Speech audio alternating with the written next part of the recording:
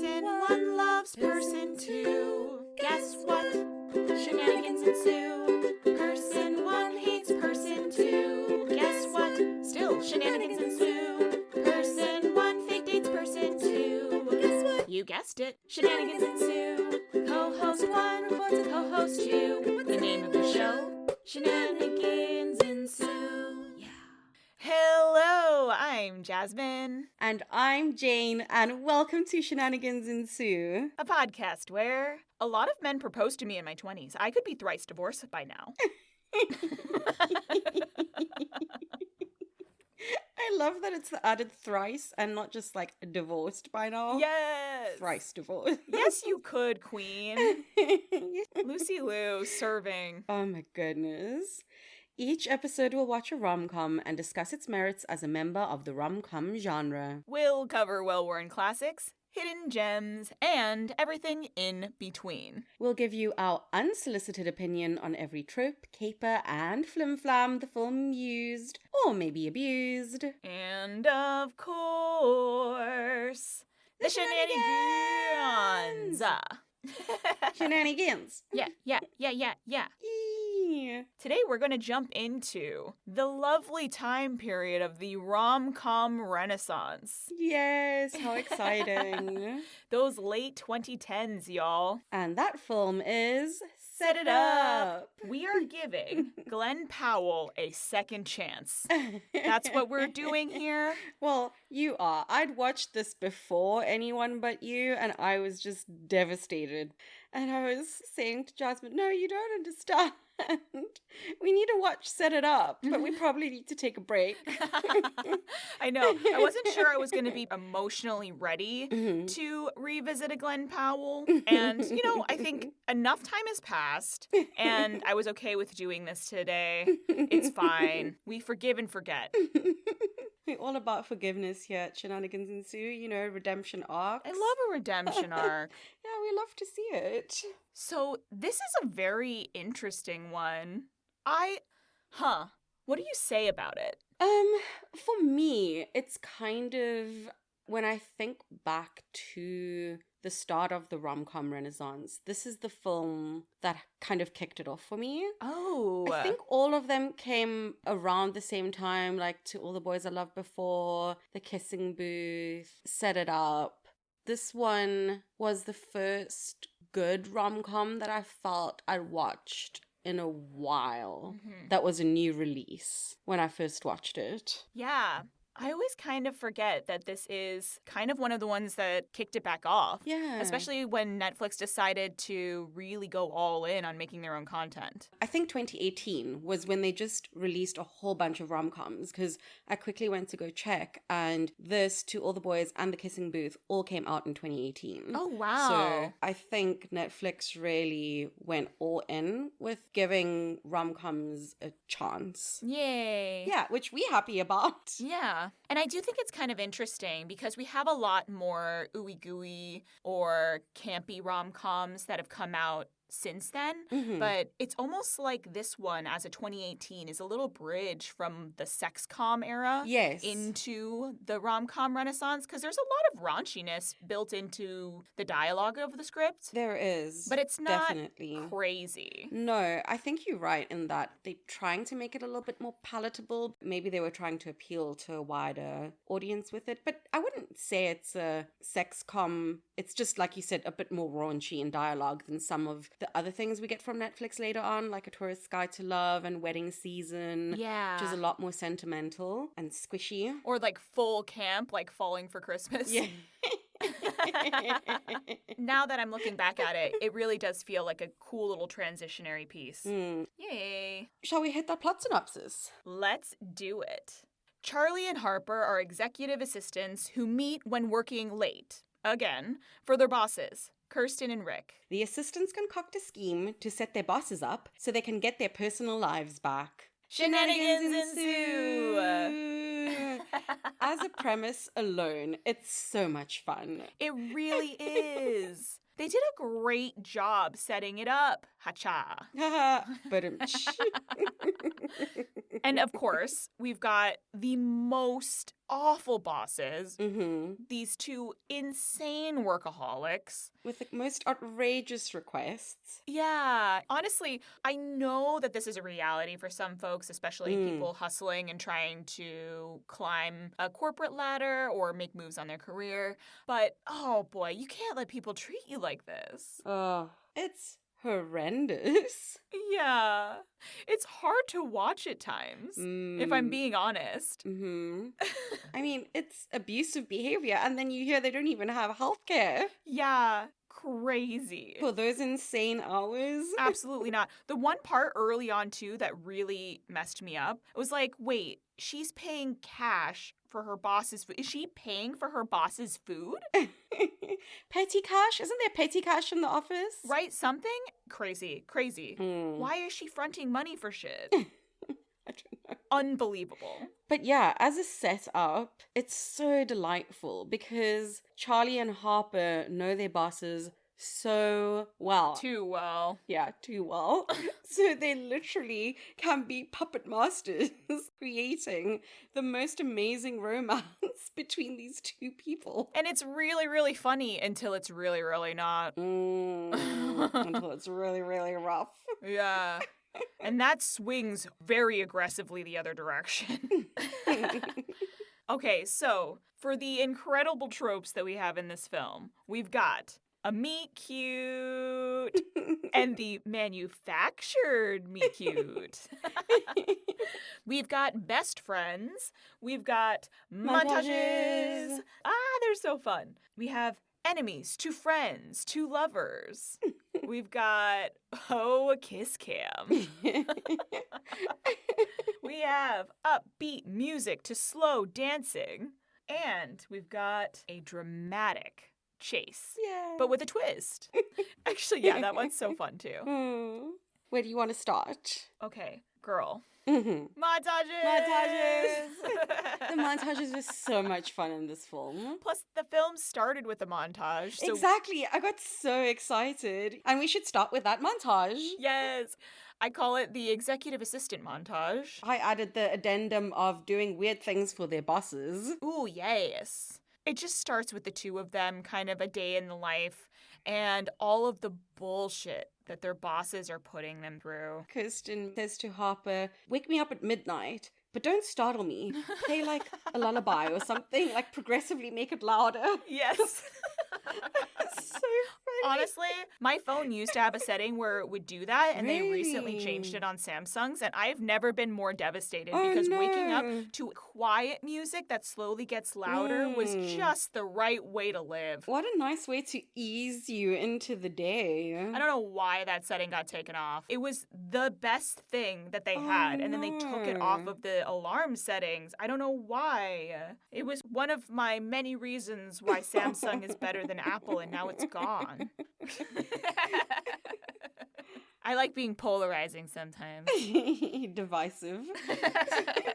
Speaking of phones, while Charlie's on the phone with Suze and just chucks his phone Yeah. onto the pavement somewhere because Rick appears. Yeah. My guy. Why? It's not that serious. Just hang up the call. Like, it's okay. So weird. Imagine working for a guy for years and he won't let you chill in the lobby of your apartment building. Oh my word. That he won't even give you guest rights to the lobby. Wild. And then in the film, how we see the progression of Charlie and Rick's weird dynamic. Charlie having to wait outside, then he's allowed in the lobby, then he is allowed at the buffet.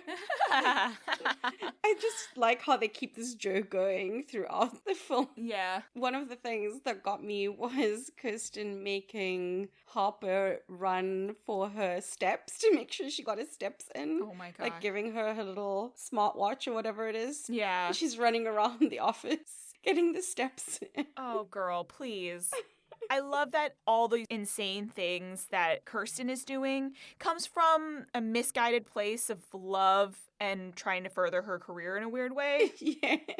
But like, girl, there's tough love and then there's tough love. Yeah, whereas Rick is just a masochist. Oh, yeah. He's just a straight up asshole. Yeah. Right up to the end, after firing Charlie, like having the audacity to rock up at his apartment and be like, I need you to help me court my wife. Oh, gosh. Dude. Please. No.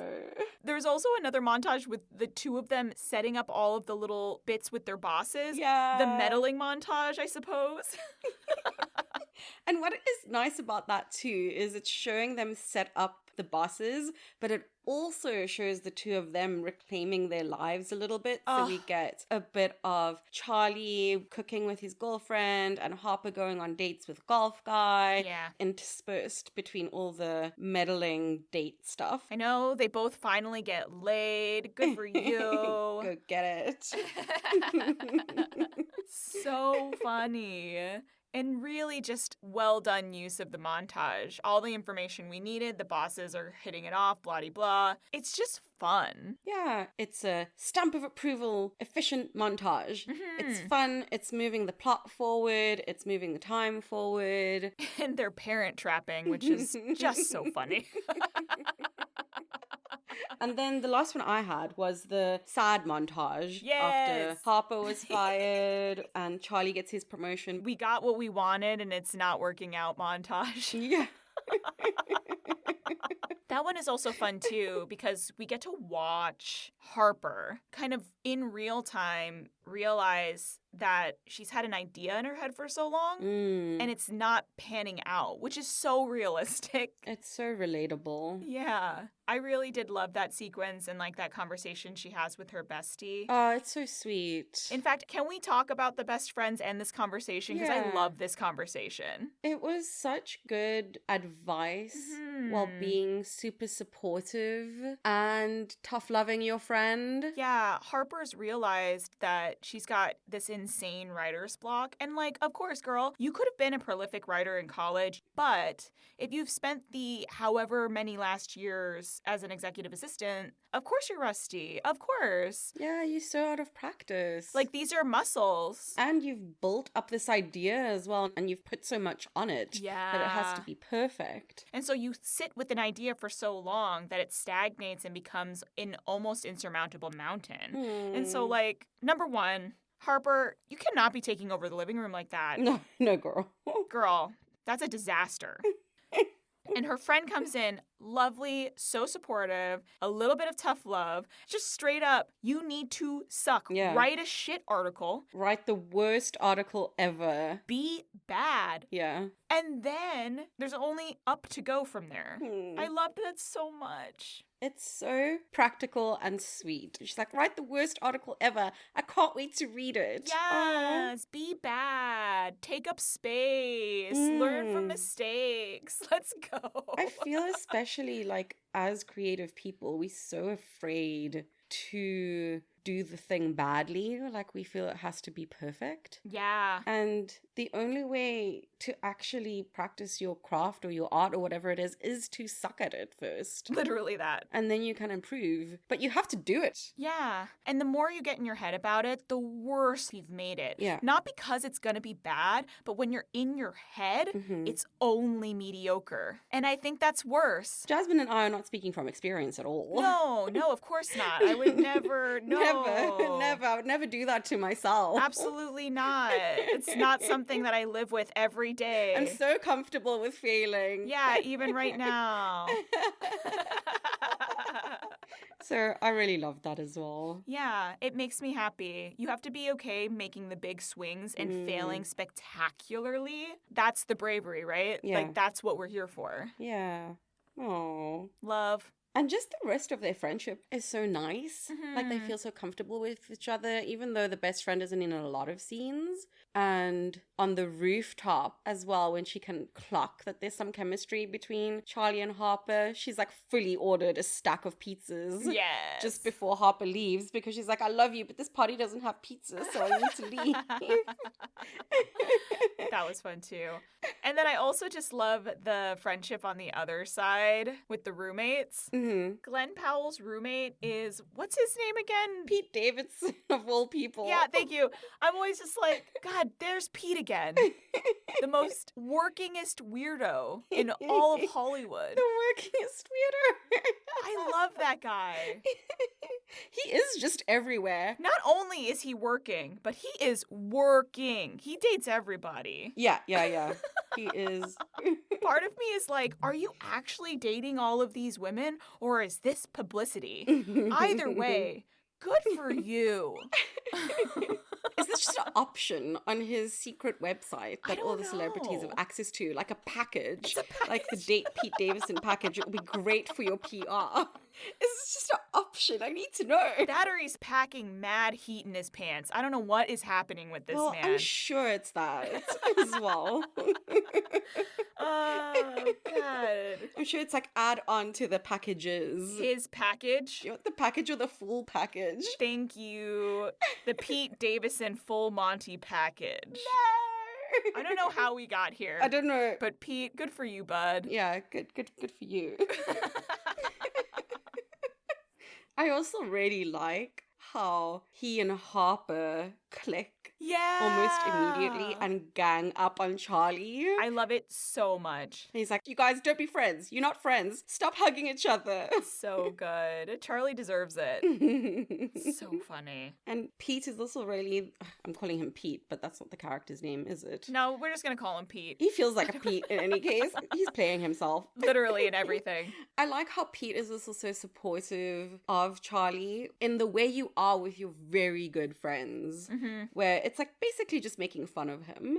With the girl Charlie's dating, not liking her at all, asking Charlie if he's still working for Rick right at the end, and when Charlie says no, fully chucks his drink all over Rick. That was one of my favorite things in the whole film. I was so happy. First off, thank you for checking if I worked for him. Yes. I'm glad that you Yeah. checked first. But when it was a no, thank you so much for having my back and throwing this coffee on him. I hope that suit is ruined. Thanks for doing the thing you know I will never do. I hope that suit was $5,000. I hope he can never wear it again. I hope his wife doesn't take him back. I mean, they are not lasting, irrespective of anything. God, that was crazy. Mm-hmm. I know this is not in the tropes, but holy hell, Taye Diggs. I have never been more upset with the performance. I know. I mean that in a positive way. I just love him so much. And not because the performance is bad, Yeah. just because the character was such an asshole and you believed it. And you're like, no, Taye Diggs, why? My heart can't take it. Why are you doing this? Do you have a trope that you want to hit? Yeah, I want to talk about upbeat music to slow dancing. Yay. Because I think this film does it really well. Mhm. Sometimes it just feels so shoehorned in. And I think they handle it in a way that feels closer to real life. So it's at Harper's friend's engagement party on a rooftop. It's beautiful. Like the upbeat music is going and Charlie is trying to convince Harper to dance. Loosen up. No one cares. No one's watching. Like, go for it. And she starts to dance. And he's like, no, you just look like one of those blow up guys Oh, God. outside the car dealership. Yep, the wacky inflatable arm men. Yes. Then the music changes and he puts out his hand like almost immediately and he's like, don't make it weird. So I like that they address it. Like it felt a little more self-aware or something. I'm not quite sure. I don't know why I like this instance of this trope so much in this film. I also think that part of it has got to be this interesting slow burn between the two of them. And their friendship develops really naturally. And I feel like there is not sexual tension. No. They're just friends. Yeah. And it's fun to watch them. And then the realization later doesn't feel manufactured or rushed either. It does feel like a natural progression. And I feel like that scene is part of it. Yeah, because you get that later on with like the pizza scene, which we'll get into Yeah. with the shenanigans. But that moment when they're sitting so close to each other and they're looking at each other, it feels like they're discovering it in real time. Yeah. And maybe that's why I like the use of this trope so much. Because it's setting up the realization. Yeah, it's very sweet. It's very cute. And they have such a nice conversation while they're dancing as well, which sets up their declaration right at the end of the film as well. They're implying that they love each other, but it's more friendly than romantic. Very cute. Do you have another trope? I do want to talk about the kiss cam. Oh my goodness, so good. I love the kiss cam. That's what I was going to talk about if you didn't bring Okay, this up. great. It was so good. First off, they went to a Yankees game, which is basically my block, and they used the actual exterior, which was very fun. So that was like delightful to see. And then they get into the stadium. They've manufactured a Yankee game where the two C-suite bosses need to meet up with some important client. And both clients don't show up after this miserable elevator debacle. And so the two of them see each other like, oh, what are the odds? Crazy. Let's talk. A little banter back and forth. They're a little snarky. It's a little fun. It's a little sassy. They sit next to each other. And then the kiss cam hits them and they don't do it. But this meddling ass kiss cam will not relent. Will not leave them alone. It shows up not once, not twice, but thrice, y'all. Here we go. Had to hit that thrice. The first time, they just flat out refuse. Then the second time, she acquiesces and gets a cheek kiss. Yeah. And then the third time, they get into it. They make out. Yeah, they do. There's cheering, there's popcorn throwing. Yay. That kiss cam, metal. So messy. And I also like the fact that in the use of the kiss cam, it didn't go onto Charlie and Harper. It would have been way too soon in the film to do that. Yeah, absolutely. And I think it also would have messed things up for the sake of the plot, because if the two bosses see the two of them up there... Yeah, it would have been a big problem. This is a very different movie if they get found out that early. They're like basking in their success and they're on their way home and they give each other a high five. And they're like, oh, you're also getting on the 4? Okay, great. Well, that was a waste of a high five. Yes. So just get on the same train together. I love when that happens. It's absolutely the most uncomfortable feeling. The goodbye and then walking the same direction. We've talked about this on another episode. Yes, we have. Still makes me very uncomfortable to think about. It's so funny.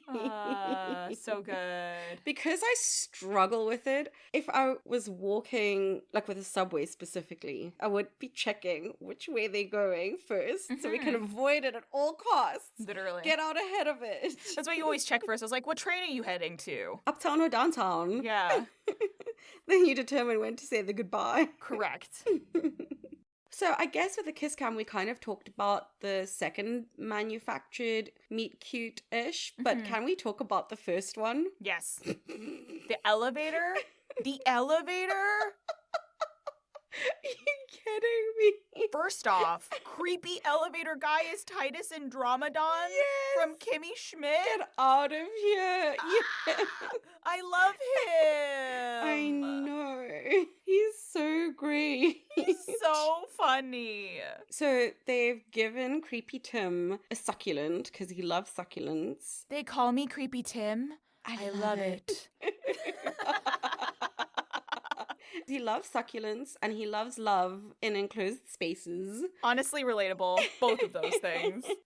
And they get him to stop the elevator, trapping Kirsten and Rick on it together, hoping that the sparks will fly. But then the elevator opens again and lets in a delivery guy. So now we have Kirsten and Rick and the delivery guy stuck in an elevator together. And both Charlie and Harper are like, you thinking what I'm thinking? Abort the mission. And then the power actually does stop on the elevator. For real, for real. Yep. This poor elevator guy starts to freak out. He's hyperfixating on his claustrophobia and absolutely loses his goddamn mind. He strips butt naked. Butt naked, and then opens a package, finds it full of shot glasses, and then pisses into it? Oh my gosh. Why were there shot glasses? How did you know there would be a vessel for your urine? Maybe he was just hopeful. What are we doing here? I don't know. Absolutely unhinged. You had been there for 3 seconds, my Right. guy. You did not need to pee yet.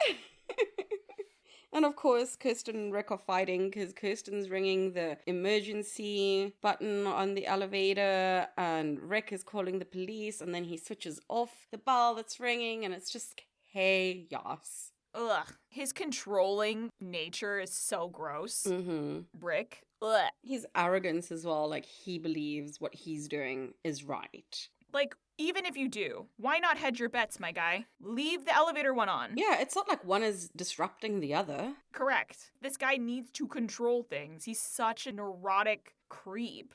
Bull. I really don't like this character. It makes me very uncomfortable.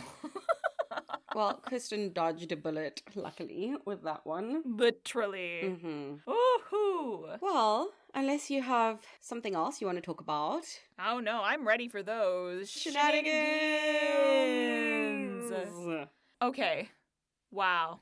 I know we briefly discussed that montage at the open, but like, what a way to intro all of the messiness, the fact that these two are missing their dates, that nothing is going right for them and they're stuck in the office, and then to throw them together with this insane meet cute of their own. That was so funny. Where the food needs to get paid for. The timing of it all. The pure luck. The setup of it as well, because Rick has said he doesn't want dinner. This is why they're in this mess to begin with. Kirsten also is like at the last minute saying she wants dinner. So it's a panic for both Charlie and Harper. Mm-hmm. And how they are competing over the food and bargaining with each other.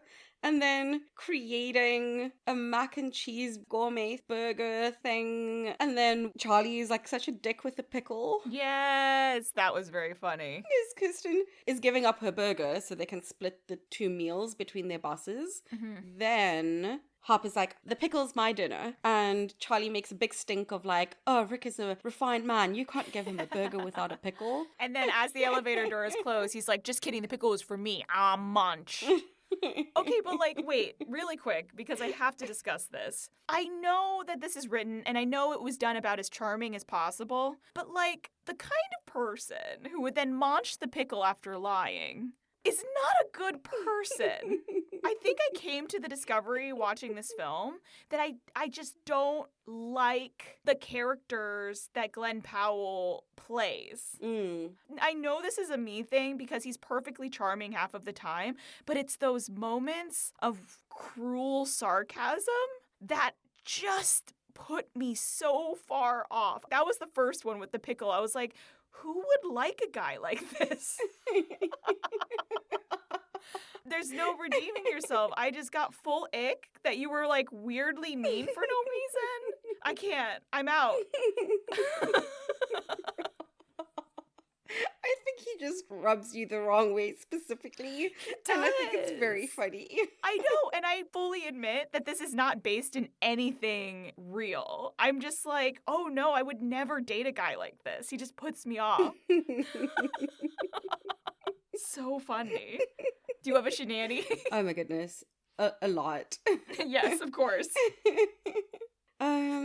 Okay, I'll do a quick one first. Mm-hmm. The whole thing where Harper and Charlie have been giving the gifts and picking the restaurants and arranging the getaways and whatever. Yeah. It's a whole setup with them doing their work in addition to that. And somehow something slips through the cracks and the bosses pick a restaurant. Not and somehow. It is a disaster. Harper picked the last one and Charlie dropped the ball. Oh, yes. Again, Charlie is a fuckboy. Charlie was supposed to pick, which is very funny how they arrive at that because they have a little fight and Charlie's like, no, you picked last time. Yes. And Harper's like, exactly. That's how it goes. So it's your turn. So Kirsten picks Korean barbecue. We don't actually see this in the film. No, we just see the fallout. It's so funny. And Rick, being a dick, doesn't want to admit that he doesn't know something. So he's just eating raw meat. Because if anyone hasn't been to Korean barbecue, you have your little booth and you have a setup with a grill and your meats and all your other accoutrements. And you cook the meat yourself at the table. And also, too, by the way, in New York City, almost 0 places let you cook the meat yourself. There's attendants who come over and cook the meat for you. Therefore, his weird shit about getting upset said about cooking the meat himself is, like, unwarranted. He thinks it's steak tartare that he is eating and then proceeds to throw up. Onto the grill. That must have been disgusting. Oh, yeah. Nope. Disgusting. And she has a really good point, Kirsten, that if you don't know what this is, Just say so. ask. It's okay. Literally, there's no point in being weird or prideful over this. Mm. I delight in sharing new things with people I love. Same. Let me tell you about this food. In fact, you took me for my first Korean barbecue. Oh, did I really? I'm Yay! thinking about it. I love Korean barbecue. I've eaten at enough places that I know none of them are letting you really cook it yourself. So It does not make you any less than a man to have a woman explain to you how Korean barbecue works. It's okay. it really is. It's also just insulting to her. Yeah. Why do you feel like you can't let her take lead on anything? Whatever, my guy. So funny. Since we are talking about his weirdness, I'll just hit it early and get it out of the way. Holy toxic masculinity, Batman. Mm-hmm. Wowie, wow. I mean, I know people like this exist, and it's just hard to watch. And it's just from the very tippity top, it's kind of like unredeemable, this character. But he is. Like, they don't try to redeem him. I mean, like, sort of. They give him like a little bit at the end. I don't know. It didn't feel like it to me, really. Okay, good. The part that really sent me, and I was like, oh, I don't like any of this is freaking me out a little too much now, is that early on, you see him throwing a fit, throwing things, breaking things in his office. The breaking of things is too much. He breaks Charlie's laptop. Is he going to buy a new laptop for Charlie? Who knows? Yeah. And then the icing on the cake where I went, oh no, this man, he's actually unhinged and he might murder someone, is that his child has a science fair project due, and he destroys it. Which Charlie's made. But he destroys it. Like, you would destroy your child's grade. Yeah. For what? I actually can't remember what he was upset about with that one. It was either the Kirsten thing, or he heard another thing about his ex-wife. Yeah, it's one of the two. There's something for me about messing with, like, children, their schooling, that bothered me so bad. It kind of took me out of the film, to be honest. Like, it's one thing to fuck up your own stuff, and it's another thing to take it out on someone who's fully innocent. And I was like, ooh, yeah, that's a dangerous person. Well, Charlie's scared because he's on the phone with Harper at the time when Rick walks in. Oh, God. He's like, I gotta go. Rick's violent when he's sober, so I don't know what's gonna happen now that he's drunk. Yeah, freaky. It's a lot. Like, they make him really cruel. And it's really well acted. Love you, Tay. Just, whew. I want to talk about the over-dicking around. Ooh, yeah. Which is also so relatable. Because when Charlie and Harper agree to meet before they execute their plan at the baseball game, Harper arrives like out of breath, a little bit late, and he's like, what's going on? And she's like, well, I got here super early, and then I did this, and I did that, and da-da-da, and then I ran out of time. And she's like, it's a real thing, I over-dicked around. Like, I did the over-dick around. I do that every day of my life. I felt very seen. And I like that they bring it back because Charlie has a come to Jesus moment and like this dawning realization when he's at this posh restaurant with a girlfriend. Oh, yeah. The overpriced bad date is what I wrote. Because Sue's is head empty. Girl. Oh my goodness, girl. She's like, this is the best date I've ever been on. They're not even talking to each other. Literally that, though. Anyway, Charlie breaks up with her and he's about to start his dramatic chase to the airport to stop Kirsten from getting on the plane to marry Rick. And he's like, I've got to get to the airport. Oh, wait, actually, I've got like 4 hours to spare. Cut to him standing outside a food truck giving someone advice about the Met. Right. Blah, blah, blah. And then he's like, oh no, I did the over-dick around thing. I gotta go. It's so funny. Oh, I know that we talked about their meet cute, but can we also talk about their getting to know each other, late night office date because she has to pay him interest from the meal?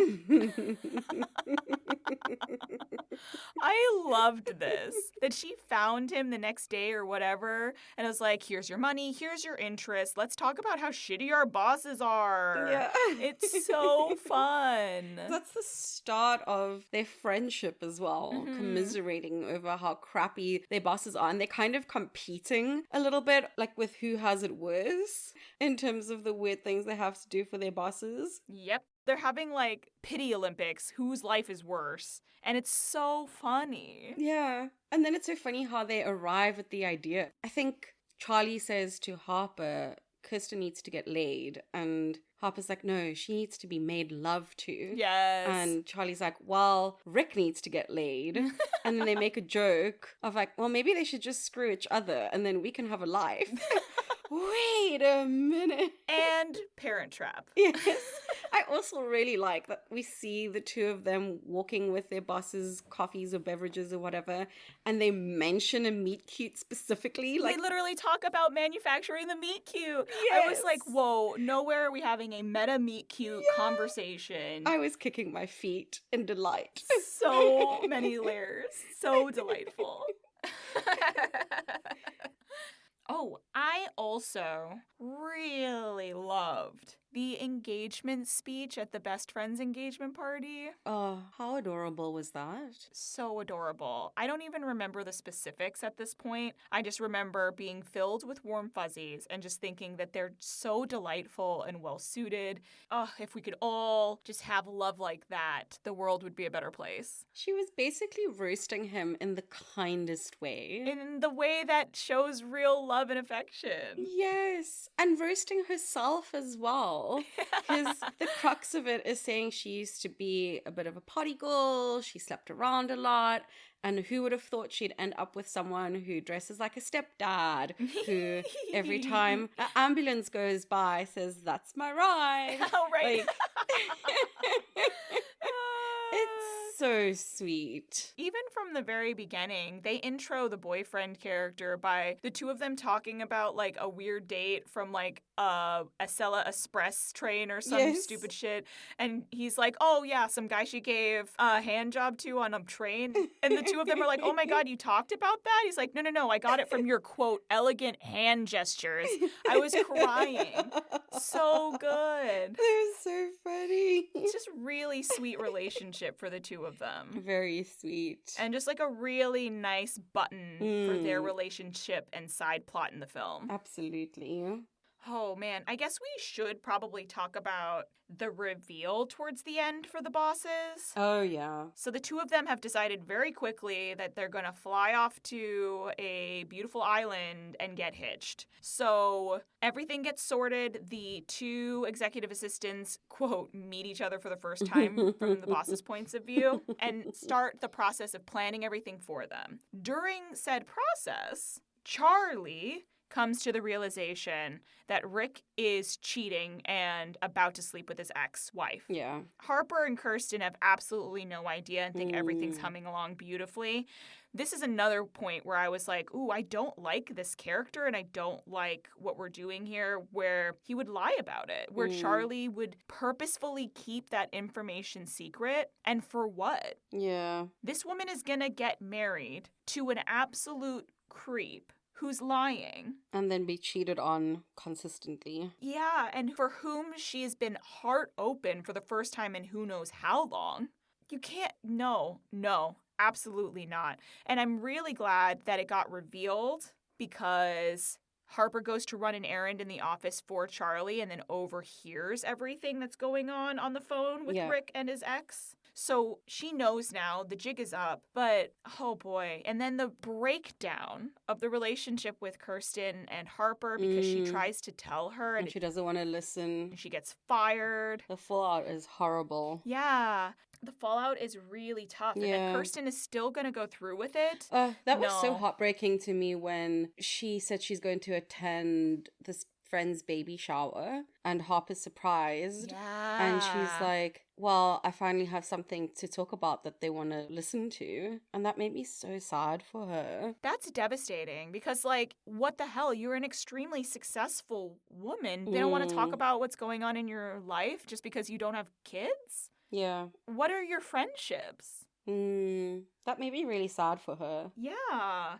And it makes sense that she would be perfectly fine hitching her wagon to the first person who shows her kindness. But I think it's also why it's difficult for her to listen or whatever is because when she's falling for Rick, she talks about the fact that he likes that she's strong, even though he's very intimidated by her, but not in the way she's used to. But that's not real. No. That note was written by Charlie. I thought she was talking about him in general. No, Charlie wrote during the montage. Was it?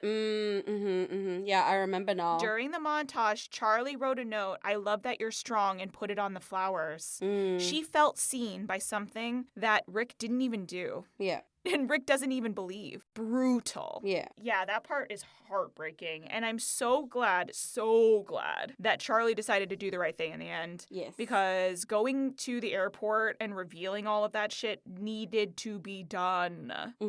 Ugh. Stress. The reveal of it is very funny, though, as well. When it all comes to a head, when Charlie's buying the engagement ring for Kirsten, which is also like, Rick, buy your own engagement ring. Are you really serious? Come on now. Anyway, then Harper comes and confronts Charlie and leaves the store with the ring on her finger. Yeah, and that was everything funny. Goes off and hands up. She's like, "You're not under arrest." yes, the hands up. She's like, "Don't worry, this happens all the time. You're not in trouble." Well, not all the interpersonal stuff and the drama with your bosses, but like, she was so good. She was just in there for a scene and she was great. That was a really great little scene. Yeah. And then at the end too, when Kirsten finally walks out on Rick, oh boy, the questions. What's my favorite food? And he says his favorite food. Yeah.